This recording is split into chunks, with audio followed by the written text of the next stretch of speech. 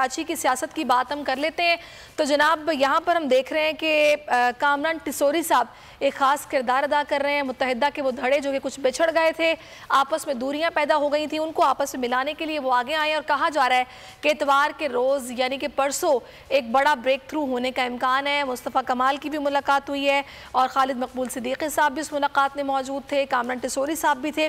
तो इस हवाले से हम जान लेते हैं। इस वक्त हमें फ़ारूक सत्तार साहब ज्वाइन कर चुके हैं। फ़ारूक साहब बहुत शुक्रिया आपके वक्त का। फारूक साहब, मुलाकातों का सिलसिला जो कि चल पड़ा है, इससे आगे कुछ बढ़ेगा या फिर बस एक रस्मी मुलाकातें हो रही हैं?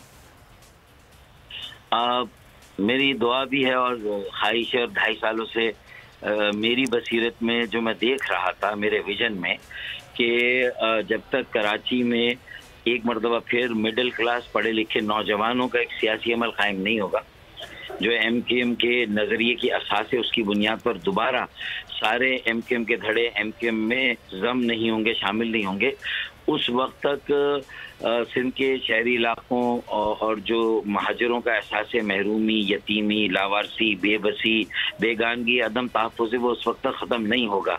तो इसलिए मैं तो 2.5 सालों से कोशिश कर रहा था, लेकिन मेरे जो साथी MKM पाकिस्तान में हैं या PSP में, शायद वो उसको उस तरह सीरियसली नहीं ले रहे थे।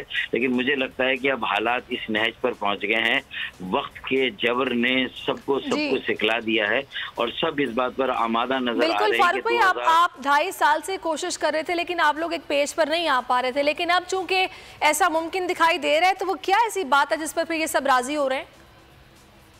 मेरे ख्याल में लग रहा है कि अब पूरे मुल्क की सियासी जमातों अकाबरीन को भी एहसास हुआ कि PTI MQM को रिप्लेस नहीं कर सकी और MKM ने भी जो है वो अपनी जगह छोड़ दी, तो एक वैक्यूम और एक खला है, ठीक है ना।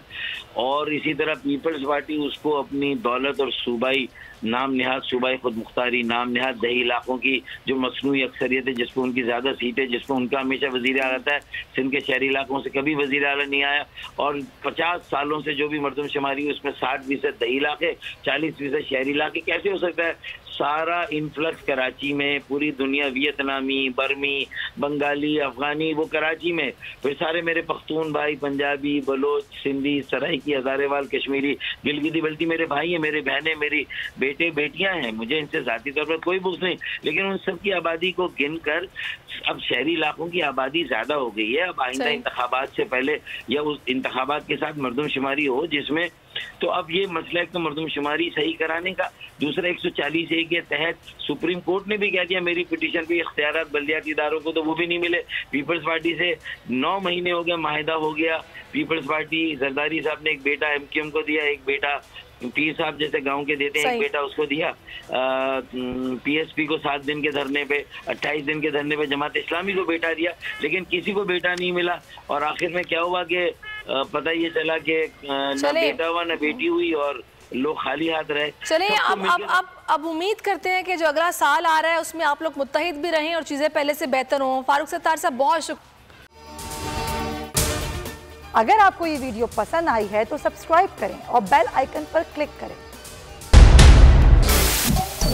सबसे बड़े चैनल बोल न्यूज के एंकर मखदूम शहाबुद्दीन के प्रोग्राम अब बात होगी ने रेटिंग के तमाम रिकॉर्ड्स तोड़ दिए। मैं हूं मखदूम शहाबुद्दीन और आप देख रहे हैं अब बात होगी। 46% नाजरीन ने बोल न्यूज को देखा।